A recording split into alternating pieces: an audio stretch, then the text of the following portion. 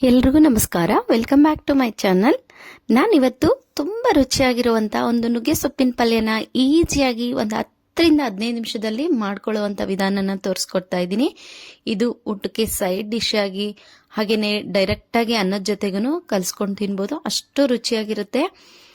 ಒಂದ್ಸರಿ ಮಾಡೋದ್ರಿಂದ ಪದೇ ಪದೇ ಬೇಕು ಅಂತ ಕೇಳಿ ಮಾಡಿಸ್ಕೊಂಡು ತಿಂತಾರೆ ಮನೆ ಮಂದಿ ಎಲ್ಲ. ಅಷ್ಟು ರುಚಿಯಾಗಿರುತ್ತೆ. ಒಂದ್ಸರಿ ಟ್ರೈ ಮಾಡಲೇಬೇಕು ನೀವು. ಹಾಗಾದ್ರೆ ಈ ವಿಡಿಯೋನ ಕೊನೆ ತನಕ ನೋಡಿ. ನೀವು ಕೂಡ ಒಂದ್ಸರಿ ಟ್ರೈ ಮಾಡಿ ನನಗೆ ಯಾವ ರೀತಿ ಬಂತು ಅಂತ ಕಮೆಂಟ್ ಮಾಡಿ ತಿಳಿಸಿ. ಇವಾಗ ಯಾವ ರೀತಿ ಮಾಡೋದು ಅಂತ ನೋಡೋಣ. ನಾನು ಮೊದಲನೇದಾಗಿ ಒಂದು ಫ್ರೈ ಪ್ಯಾನ್ ತಗೊಂಡ್ಬಿಟ್ಟು ಅದಕ್ಕೆ ಒಂದು 4 ಟೇಬಲ್ ಸ್ಪೂನ್ ಅಷ್ಟು ಶೇಂಗಾ ಬೀಜ ಅಂದ್ರೆ ಕಡಲೆ ಬೀಜನ ತಗೊಂಡಿದ್ದೀನಿ. ಇದನ್ನ ಚೆನ್ನಾಗಿ ಒಮ್ಮೆ ಫ್ರೈ ಮಾಡ್ಕೋಬೇಕು. ನೋಡಿ, ಈ ರೀತಿ ನಾನು ಫ್ರೈ ಮಾಡ್ಕೊಳ್ತೀನಿ. ಫ್ರೈ ಮಾಡ್ಕೊಂಡ ನಂತರ ಇದನ್ನ ಒಂದು ಪ್ಲೇಟ್ಗೆ ಹಾಕ್ಬಿಟ್ಟು ತಣ್ಣಗಾಗಕ್ ಬಿಡೋಣ. ನೋಡಿ, ತಣ್ಣಗಾದ ನಂತರ ನಾನು ಅದರ ಸಿಪ್ಪೆನ ತೆಗೆದ್ಬಿಟ್ಟು ಒಂದು ಸಣ್ಣ ಮಿಕ್ಸಿ ಜಾರ್ಗೆ ಸೇರಿಸ್ಕೊಂಡ್ಬಿಟ್ಟು ತರಿತರಿಯಾಗಿ ಗ್ರೈಂಡ್ ಮಾಡ್ಕೊಂಡು ಬರ್ತೀನಿ. ನೋಡಿ, ಈ ರೀತಿ ತರಿತರಿಯಾಗಿ ಗ್ರೈಂಡ್ ಮಾಡ್ಕೊಳ್ಳಿ. ಜಾಸ್ತಿ ನುಣ್ಣಗೆ ರುಬ್ಕೊಳಕ್ ಹೋಗ್ಬಾರ್ದು. ನಂತರ ಒಂದು ದೊಡ್ಡ ಪಾತ್ರೆಯಲ್ಲಿ ನೀರನ್ನ ತಗೊಂಡಿದ್ದೀನಿ. ಇದಕ್ಕೆ ನಾನು ಒಂದು 4 ಹಿಡಿಯಷ್ಟು ನುಗ್ಗೆ ಸೊಪ್ಪನ್ನ ಸೇರಿಸ್ಕೊಳ್ತಾ ಇದ್ದೀನಿ. ನುಗ್ಗೆ ಸೊಪ್ಪಲ್ಲಿ ಸ್ವಲ್ಪ ಧೂಳು ಇರುತ್ತೆ, ಮಣ್ಣು ಅಂತೂ ಸೇರ್ಕೊಳ್ಳಲ್ಲ. ಯಾಕಂದ್ರೆ ಅದು ಮರದ ಮೇಲೆ ಕಿತ್ಕೊಂಡು ಬರೋದ್ರಿಂದ ಧೂಳು ಇರುತ್ತೆ. ಅದಕ್ಕೆ ಚೆನ್ನಾಗಿ ಒಂದ್ಸರಿ ತೊಳ್ಕೊಬೇಕಾಗುತ್ತೆ. ನೋಡಿ, ಈ ರೀತಿ ತೊಳ್ಕೊಂಡ ನಂತರ ಅದರಲ್ಲಿರುವಂತ ನೀರನ್ನ ಚೆನ್ನಾಗಿ ಹಿಂಡಿ ತಗೊಳ್ಬೇಕು. ನಾವು ಫ್ರೈ ಮಾಡ್ಕೊಳ್ಬೇಕಾದ್ರೆ ನೀರನ್ನ ಸೇರಿಸಬಾರ್ದು ಯಾವುದೇ ಕಾರಣಕ್ಕೂ. ಅದಕ್ಕೋಸ್ಕರ ನೀರು ಚೆನ್ನಾಗಿ ಹಿಂಡ್ಬಿಟ್ಟು ತಗೊಳ್ಳಿ. ನಂತರ ಒಂದು ಫ್ರೈ ಪ್ಯಾನ್ ಅಲ್ಲಿ ಸ್ಟವ್ ಮೇಲೆ ಇಟ್ಕೊಂಡ್ಬಿಟ್ಟು ಒಂದು 3 ಟೇಬಲ್ ಸ್ಪೂನ್ ಅಷ್ಟು ಆಯಿಲ್ನ ಸೇರಿಸ್ಕೊಂಡಿದ್ದೀನಿ.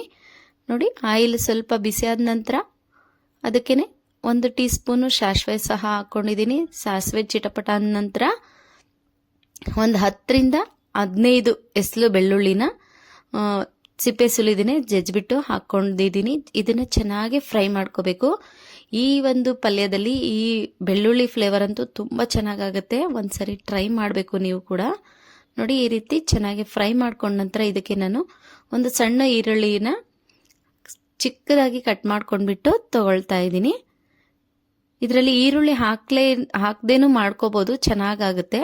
ನಂತರ ಈರುಳ್ಳಿ ಸ್ವಲ್ಪ ಫ್ರೈ ಆದ ನಂತರ ಒಂದು 5-6 ಒಣಮೆಣಸಿನ್ಕಾಯಿನೂ ಸಹ ನಾನು ಕಟ್ ಮಾಡ್ಕೊಂಡು ಸೇರಿಸ್ಕೊಂಡಿದ್ದೀನಿ. ಇದನ್ನು ಕೂಡ ಒಮ್ಮೆ ಫ್ರೈ ಮಾಡ್ಕೊಳ್ತೀನಿ. ನಂತರ ಕೊನೆಯದಾಗಿ ಸ್ವಲ್ಪ ಕರಿಬೇವಿನ ಸೊಪ್ಪನ್ನ ಸಹ ಸೇರಿಸ್ಕೊಂಡ್ಬಿಟ್ಟು ಜಾಸ್ತಿ ಫ್ರೈ ಮಾಡ್ಕೊಳ್ಳೋದೇನು ಬೇಡ, ಒಂದು ಸ್ವಲ್ಪ ಮಿಕ್ಸ್ ಮಾಡ್ಕೊಂಡ್ರೆ ಸಾಕಾಗುತ್ತೆ.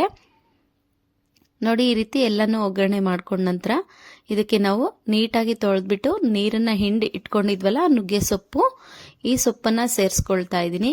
ಸೇರಿಸ್ಕೊಂಡ್ಬಿಟ್ಟು ಒಂದ್ಸರಿ ಚೆನ್ನಾಗಿ ಮಿಕ್ಸ್ ಮಾಡ್ಕೋಬೇಕು. ಮಿಕ್ಸ್ ಮಾಡ್ಕೊಂಡು ಅದರಲ್ಲಿರೋಂಥ ನೀರಿನ ಅಂಶ ಎಲ್ಲ ಕಮ್ಮಿ ಆಗೋ ತನಕ ಚೆನ್ನಾಗಿ ನುಗ್ಗೆ ಸೊಪ್ಪನ್ನ ಫ್ರೈ ಮಾಡ್ಕೋಬೇಕು.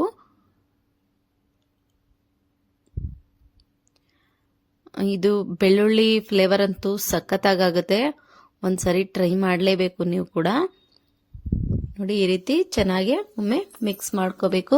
ಅದರಲ್ಲಿರೋಂಥ ನೀರಿನ ಅಂಶ ಎಲ್ಲ ಕಮ್ಮಿ ಆಗ್ಬಿಟ್ಟು ನುಗ್ಗೆ ಸೊಪ್ಪು ಆಯಿಲ್ನಲ್ಲೇ ಫ್ರೈ ಆಗಬೇಕು.